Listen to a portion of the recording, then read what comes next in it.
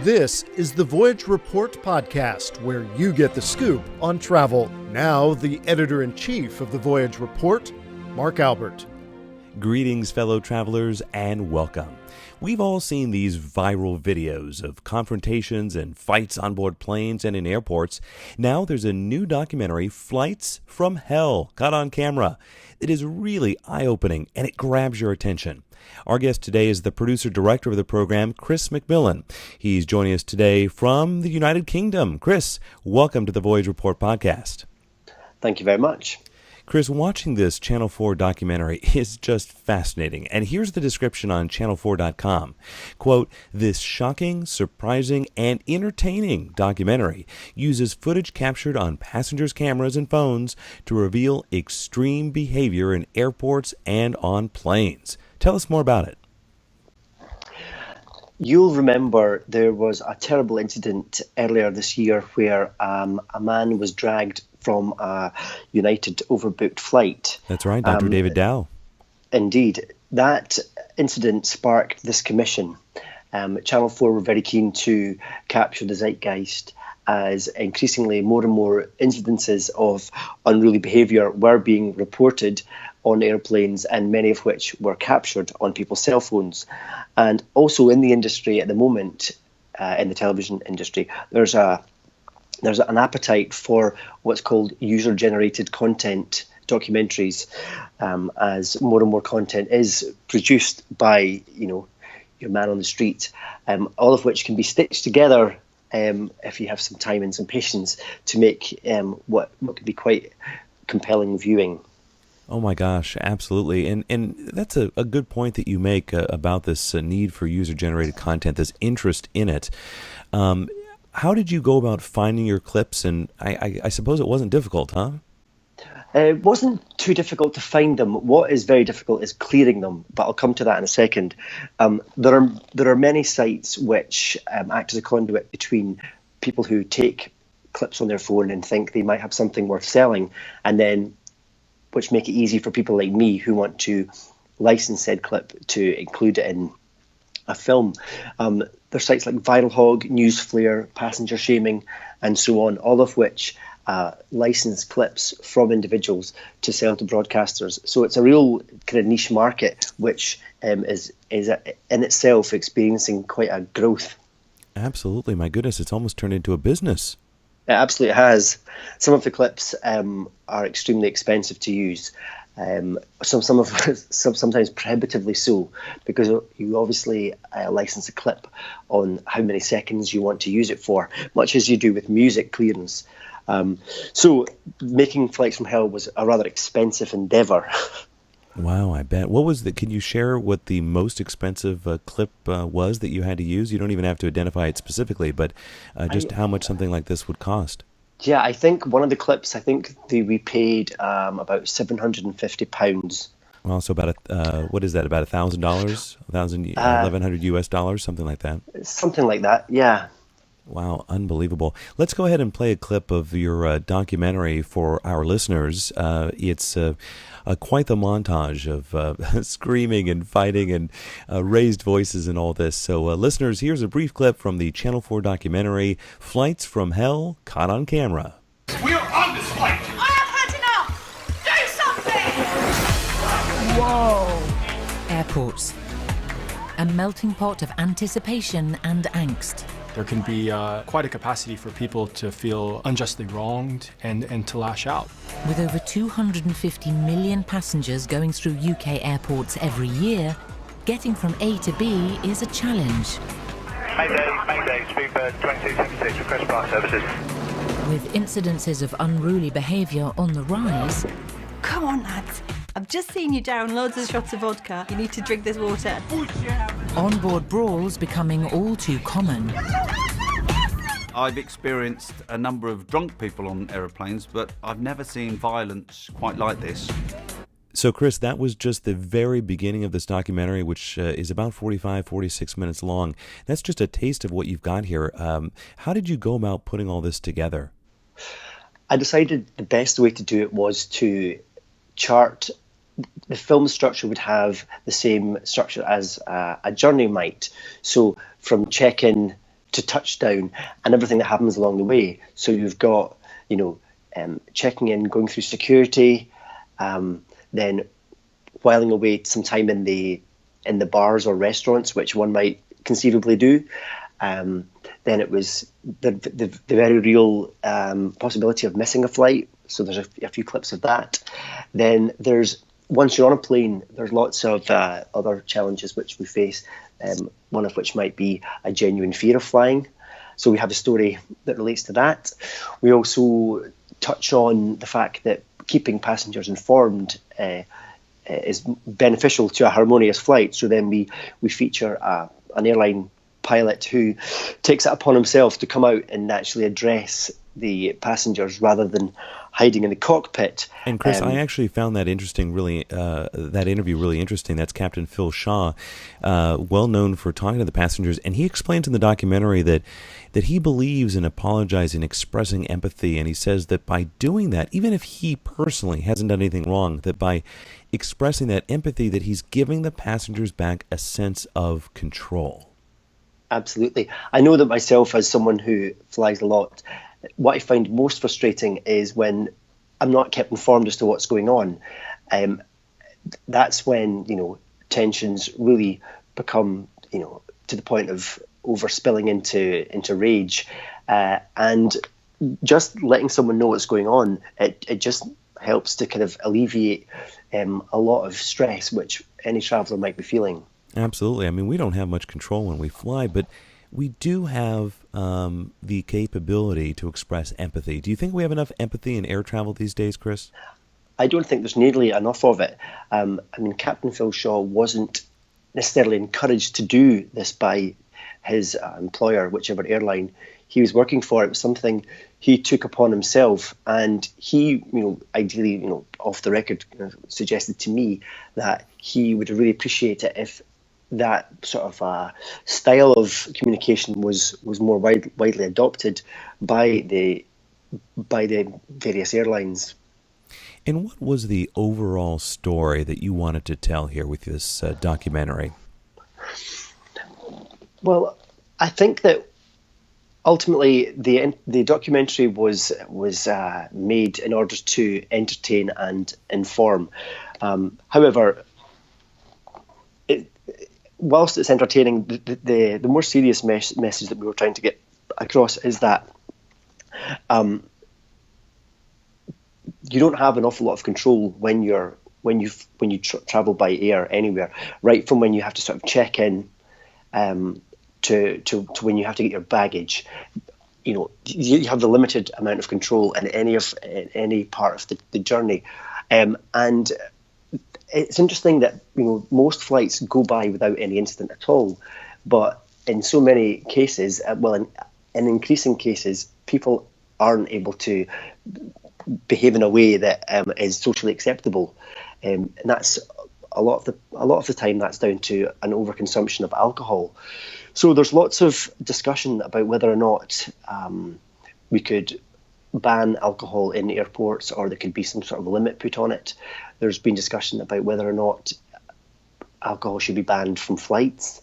But of course, the sale of alcohol in airports and on flights supplements the airports and the airlines massively. It's big business.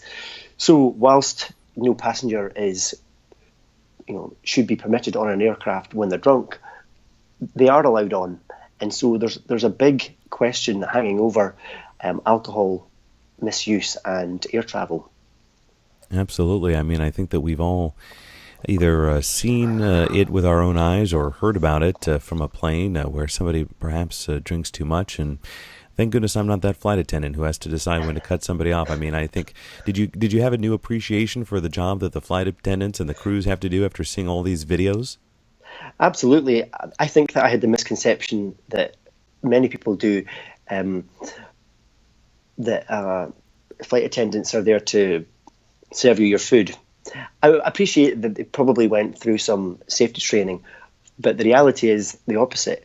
They are really there primarily for your safety, because if anything happens, a mechanical failure or an emergency landing has to take place, that's when what they really do and what they're really paid for comes to the fore. And most of us will never really appreciate quite how well trained they are. And I think, unfortunately, many of us will always take them for granted as someone who's going to bring us another glass of wine or not.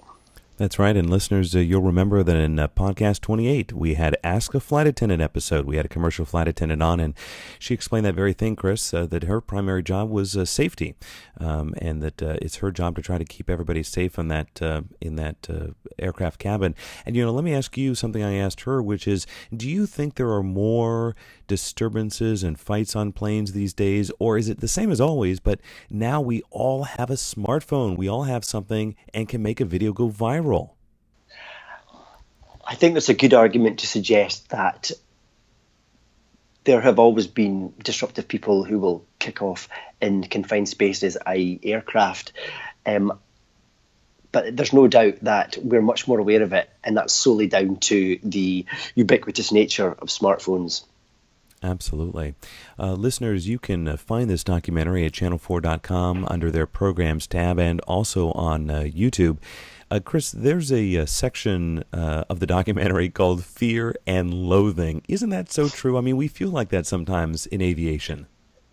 Absolutely. I think that there are many instances where, because of the fear we might feel during flying, we over-imbibe in alcohol to alleviate the stress that we might feel. However, that then means that our body's flooded with adrenaline, which can often lead to aggression. So Fear and Loathing was I tried to make the headlines, the titles between the parts of the film quite fun. And we've all heard of the term Fear and Loathing thanks to Hunter S. Thompson. And that particular story was led by a chap who had unwittingly booked his girlfriend a flight to Greece as a surprise holiday, not knowing that she was actually terrified of flying. And also, that couple were from the Bristol area of the United Kingdom, and they have a particularly charming accent. And whilst we were telling quite a serious story, we told it in quite a light-hearted way, but we had interjection from a fear of flying expert, Patricia Furness-King, to give us the kind of the scientific balance of the story. So whilst we tried to do that with the entire film, it's fun, balanced with professional, sort of backed up by expert opinion. Well, and this is a great time to make the point that air travel has never been safer. You point out in the documentary that it is 53 times safer to fly than to drive. At VoyageReport.com, we just did a story about how 1 million people are in the air every day. And you also note that even though it's so much safer than driving 53 times, that a third of us are still terrified of flying. Absolutely. And I think is solely down to the lack of control. I always bring it back to lack of control and shortage of space on an aircraft, which, as anyone knows who travels a lot, seems to becoming less and less in order for, I guess, the airlines to make more money. Absolutely. And speaking of that, one of your guests in the program, Dr. Scott Cohen at the University of Surrey, he's got the interesting theory that low-cost carriers, people can be extremely upset when they buy these really low fares on some of these upstarts, and then they don't get the service or the reliability that they're used to or expect. It's absolutely true. There's one airline in the UK, which I won't name, but they are notorious for a no-frills approach, but a no-frills approach taken to the nth degree. They're also You can name them. It's okay. If you want to name them, go ahead.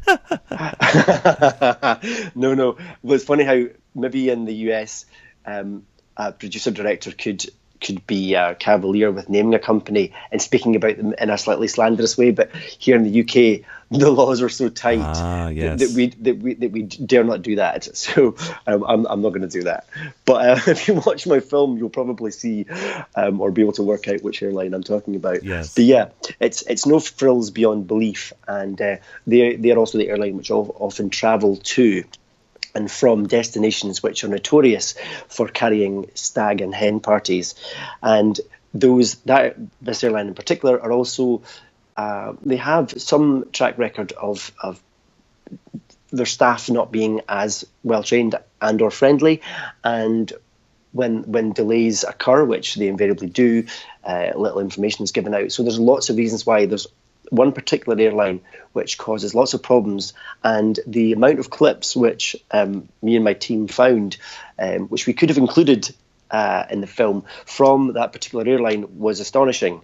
But and when you're broadcasting anything in the UK, you have to be extremely balanced, and so even just featuring too many clips from inside the cabins of that particular airline would have landed us in really hot water. So, wow, no First Amendment in the United Kingdom there. Well, and that's a great point, that there is this double-edged sword with the low-cost carriers. In the U.S., we've seen incredibly low fares to the United Kingdom and to other parts of Europe lately, from Norwegian Air, Iceland Air, WOW Air, Condor, all these new low-cost carriers coming up. But of course, there is this trade-off that you'll pay handsomely for any kind of bags, that you may have to pay for anything but water. Maybe you will have to pay for water too. But there is a trade-off, and I think that probably enough travelers don't realize that, as you illustrate in your documentary. Absolutely. I've flown. I've taken the cheap option a few times for a quick trip away, and whilst it's not been a pleasurable experience, I've appreciated that that's what I paid for, or not paid for, as the case may have been. And then I've seen the other side of the coin too, where I was flying back from Chicago earlier this year, and I was flying BA back to London. I got on, I was walking through first class, muttering under my breath how lucky these people were to be like lying in flatbeds, and then realised that I was also in first class. I'd been upgraded without my knowledge. Oh my goodness. I can't tell you how happy I was. Wow. And how much I enjoyed that flight. I bet. And I mean, flying really can be a fantastic thing, but it's all about space and control. And the service I received on that flight was like no service I'd ever received before. That's the kind of surprise you want when you're flying, right? Absolutely. But that's funny, because the flight, so that was going out to Chicago rather from London, and then the flight coming home a week later, I tried to get myself bumped up, obviously because I'd already had a taste of the good life. Yeah. And there was no chance, everything was completely sold. So then I'm coming home to London, or back to London, I was in economy, right at the back, in amongst a bunch of football hooligans. So it was a bit of a come down. Yeah, absolutely. Listeners, we're going to ask Chris for his own personal travel tips a little bit later, both for frequent and infrequent travelers, since he's traveled so much. I'm sure he has some good ones. Chris, have you ever witnessed aggression in the air or in the airport? Have you ever shot a viral video yourself? I've witnessed something which one might not be able to say is aggression per se, and it's slightly risque, and I'm not sure if it's of a sexual nature, so I'm not sure if I'll be able to tell you the story. Wow. Okay. Well, I guess the Mile High Club is real then, right? No, just kidding. Well, it was a solo effort of the Mile High Club, if you know what I mean. Yes, we will. We're a family podcast, so we'll sure. We'll skip that stop there. Sure. Aside from that, I'm trying to think whether have I. You know what? I don't think I have really, which is extraordinary, because I was talking to various friends and family once the film had gone out, particularly my grandmother, who has travelled back and forward to San Francisco to see my family who live out there a lot, and she, along with many people, have said, I really enjoyed your film, but I've never seen anything like that. Because like I say, most flights actually do go by without incident. But that's not a fun documentary to make, right? Exactly.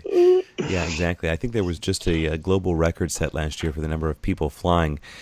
Just an amazing amount every day. As we said, 1 million people in the air every day. And most of them, of course, go out without any problems. What has the reception been from viewers of your documentary, Chris? The reception that we've had back from viewers has been fantastic. Twitter was very active during the broadcast. We got over 2 million viewers, which is quite a huge share of the viewing public for a terrestrial viewing. We then it went down so well, we got a repeat broadcast the following week, It will remain on 4OD, which is the on-demand service which Channel 4 provide. It will remain on that for a considerable number of months to come. And sort of news just in that off the back of that film, it looks as if we might, there's nothing set in stone, but there's a fair chance we might be getting commissioned to make more in the same vein. Oh my goodness, we have a little bit of an exclusive breaking news here on the Voyage Report podcast. That's fantastic. Well, that's the best kind of success, obviously, if you get commissioned for more documentaries and more episodes. But like I say, nothing set in stone, but it's looking positive, so yeah. Oh, that's fantastic. We mentioned Dr. David Dow, the passenger on the United flight out of Chicago that was dragged through the aisles. We covered it extensively at VoyageReport.com, led to congressional hearings on Capitol Hill here in Washington. And then, of course, earlier this year, we had that fight break out between an American Airlines flight attendant and a passenger over a woman's stroller, other incidents. What's the feeling in Great Britain? Is all hell really breaking out in the air? Since making the film, lots of friends have been texting me, during and since, and quite often it's like, I'm on a flight to X and something's just kicked off, and I'm always like, well, film it. Exactly. And it does seem to be there's definitely some evidence to suggest that the incidences are on the rise, and as Scott Cohen talked about in the film, there's a thing called frequent flyer syndrome, which is like an accumulative effect of jet lag and what that can have on you. And the people who are flying a lot generally have really busy jobs, really busy lives. And I know that at one point I flew so much it was like jumping on a bus. It was so unremarkable. It wasn't exciting. It was just like, oh God, I have to go on another flight. And I know that myself, if you're trying to get somewhere because I've got a shoot at the other end, or I've just finished a really long shoot and I've been away from home for a couple of weeks or a month or whatever, you're not feeling particularly sympathetic or empathetic to your fellow passengers at that point. But most of us have a filter and are able to sort of contain our frustration and rage. But a lot of people aren't similarly blessed with patience, and so people kick off all the time.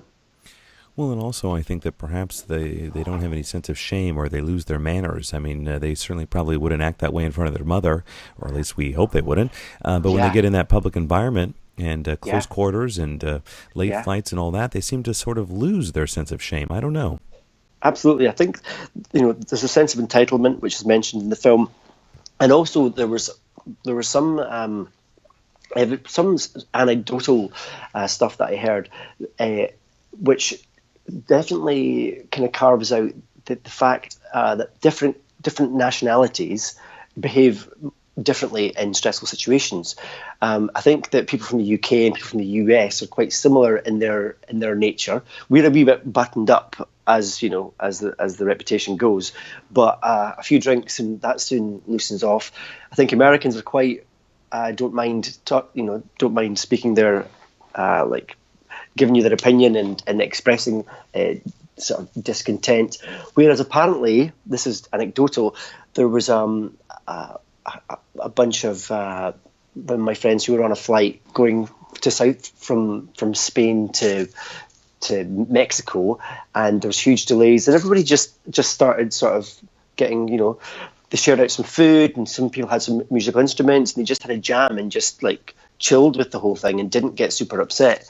And there's anecdotal evidence to suggest that different nationalities behave differently in stressful situations on aircraft, but who knows? Well, I'll tell you, knowing pilots and flight attendants as both friends and as sources for my job, I'll have to tell you that almost all of them don't have control over what they're telling you. I mean, if they tell you there's a delay, they're not the ones that are responsible for that delay. If they say that there's a mechanical part that broke, they're not the ones that broke it.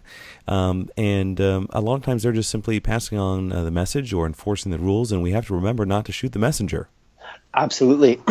And I think that's really important to understand as a passenger, that there's a huge sort of chain of communication, and it's not as if the pilot or any of the flight attendants or the the cabin crew are delighted about the situation either. And I think if people remember that, the cabin crew and the pilots are probably as keen to get home or to their destination as you are, then maybe a little bit more empathy would help the situation from boiling over. Absolutely. Once again, that whole thing about empathy.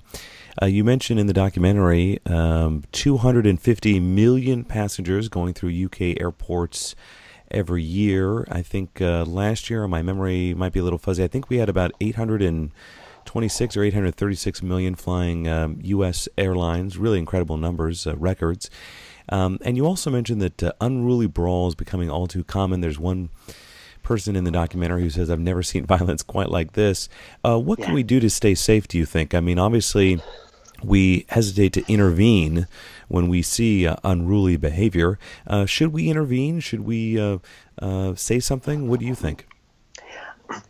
I think it's difficult to give advice to fellow passengers in terms of what they should do in a sort of potentially dangerous situation.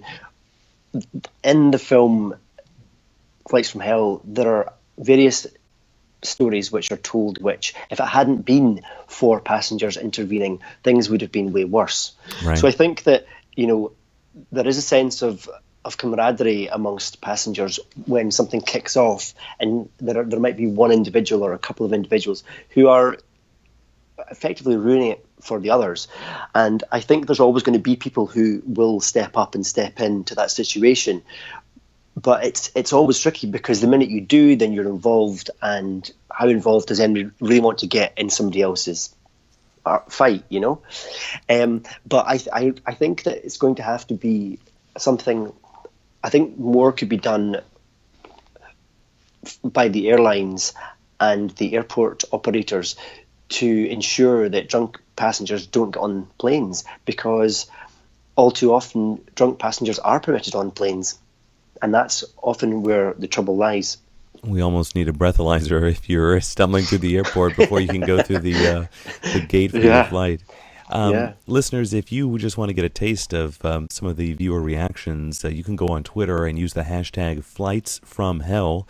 Quite a lot of comments, quite a lot of people tweeting about the broadcast. And Chris, when you see people commenting on social media about a work that you spent so much time and effort putting into it, what is that like as a producer-director?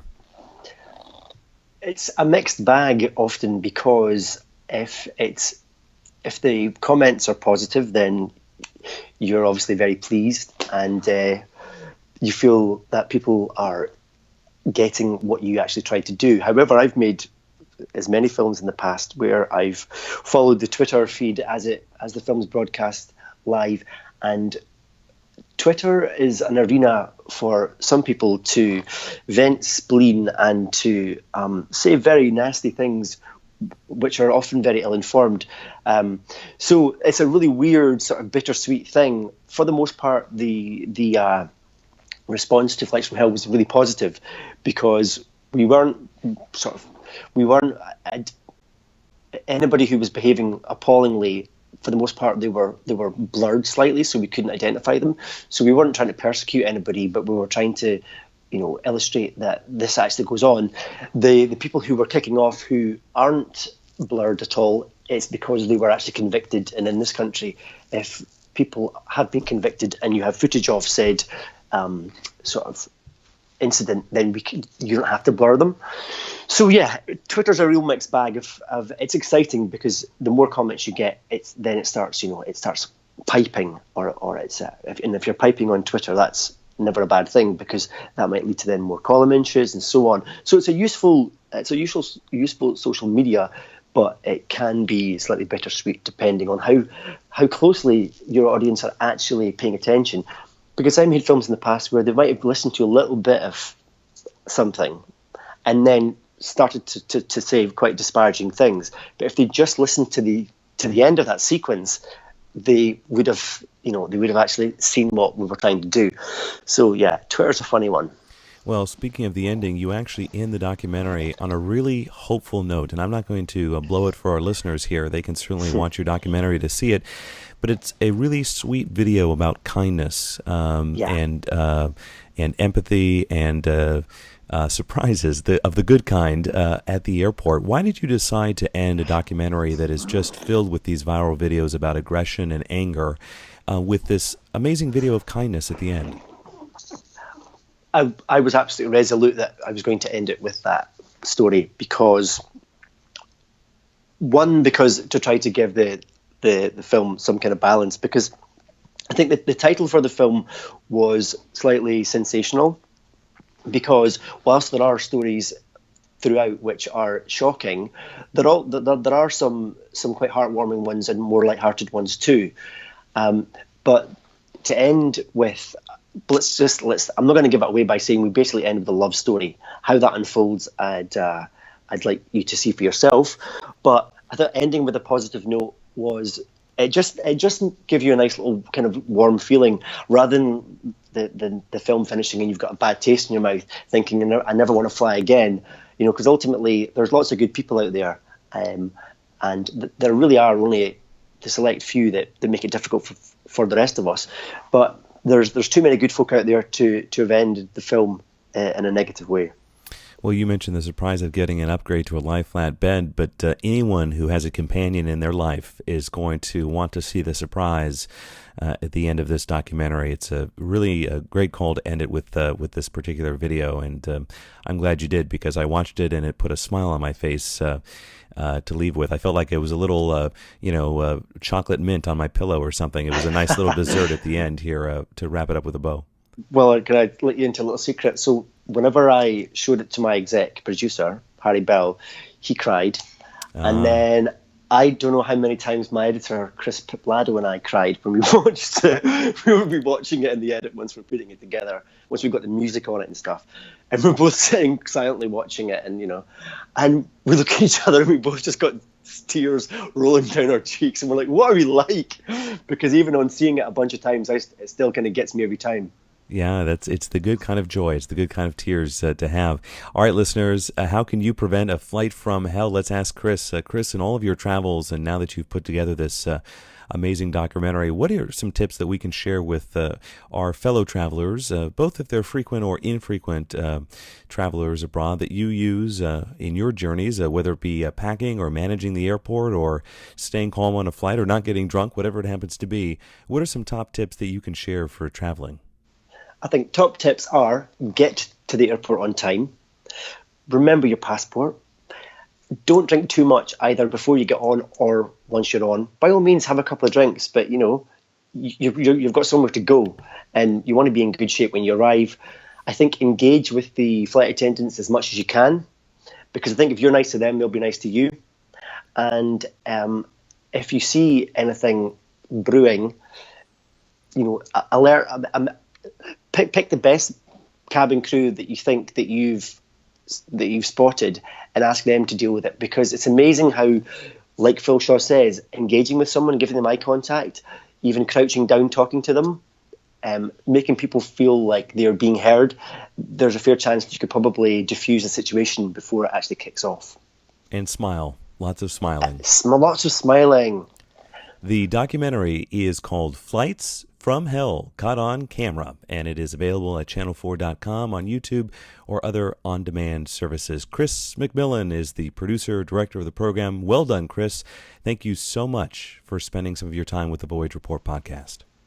Thank you. Listeners, have you watched the documentary? What do you think? Have you seen aggression or viral videos of something happening at the airport or on board? Let us know by rating this podcast, giving us a review, and sharing it on social media. We have guests every week talking about travel news and trends, so be sure to subscribe to our podcast. We'd sure appreciate your review. It helps bring more awareness to our journalism and original content. And if you have an idea for a future guest on our podcast, please reach out at voyagereport.com and let us know. Thanks for joining us today. I'm Mark Albert. Bon voyage. You've been listening to the Voyage Report podcast. Get the scoop on travel at voyagereport.com.